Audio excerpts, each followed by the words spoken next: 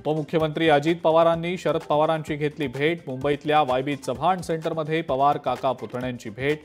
माळेगाव साखर कारखान्याबाबत जवळपास तासभर चर्चा झाल्याची माहिती।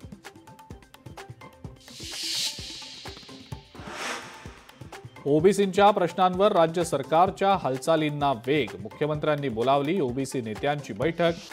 मुंबईत 4 ऑक्टोबरला बैठकीचं आयोजन।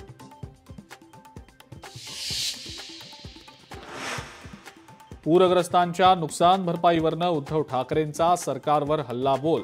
प्रति हेक्टरी 50,000ची मदत आणि कर्जमाफीची केली मागणी, तर मुख्यमंत्री असताना ठाकरेंनी किती शेतकऱ्यांचे अश्रू पुसले, एकनाथ शिंदेंचा सवाल।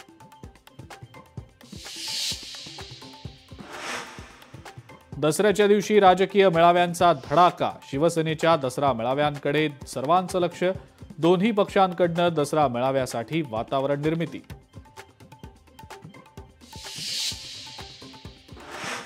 दसरा मेळावा राष्ट्रीय स्वयंसेवक संघ आणि ठाकरेंच्या शिवसेनेचाच। इतर मेळाव्यांना दसरा मेळावा म्हणता येणार नाही। शिंदेंच्या मेळाव्यावरनं राऊतांची टीका। उद्याच्या ठाकरेंच्या दसरा मेळाव्याचा खर्च 63 कोटींच्या घरात। भाजपच्या मुख्य प्रवक्ते असलेल्या केशव उपाध्ये यांचा दावा।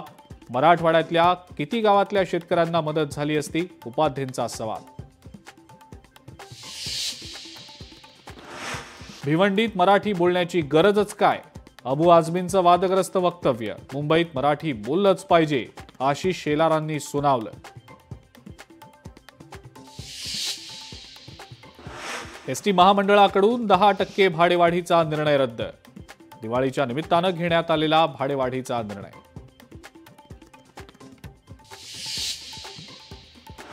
आणि लोकशाही मराठीच्या कोरा केंद्र इथल्या नवरात्रोत्सवाला राजकीय नेते आणि बॉलिवूड तारकांची उपस्थिती। अभिनेत्री जान्हवी कपूर, अभिनेता वरुण धवनसह केंद्रीय मंत्री पियुष गोयल यांनीही केला आदिशक्तीचा जागर।